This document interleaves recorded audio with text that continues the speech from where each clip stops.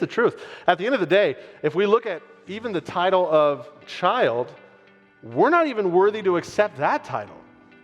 Like, I'm just going to say this. I'm a pastor. I love the Lord. I really want to serve him in all I do. I am not even worthy to stoop down and untie Jesus' sandals, let alone call myself a servant to him.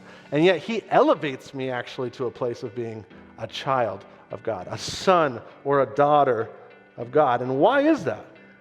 Why does he do this? And I think that in my life, when I was looking at and I was writing this message, the truth is there is no connection of love that is deeper in my life. And I know that it's different for everyone, but in my life, there's no connection of love that is deeper than between me and my daughters. They are my children. And I could die and they will never not be my children. They could die and they will never not be my children. It is something that surpasses time. And I'm not saying that you have to have children to understand this, because I don't think that that's a fair thing to say. But look at the relation of the greatest amount of love that you've ever received, and that's the parallel that God wants to draw with us.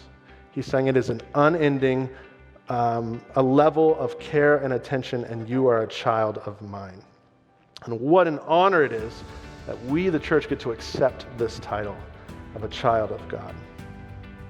And sometimes we forget that when we accept the title of child of God, it not only gives us a role to play, but it gives God a role to play over us. No longer is he just some distant God who spun us into motion, is like, figure it out.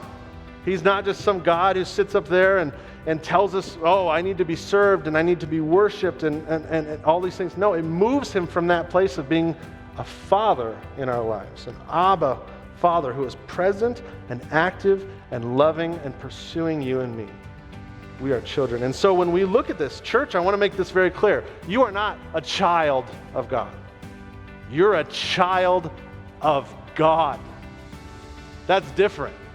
You're not a child. You're a child of God, the Most High God, the reigning God who was and is and forever will be. We are his sons and daughters, and not even death can make that untrue because of what Christ did on the cross. You are a child of God. It's not about how we're acting immaturely, even though sometimes we do.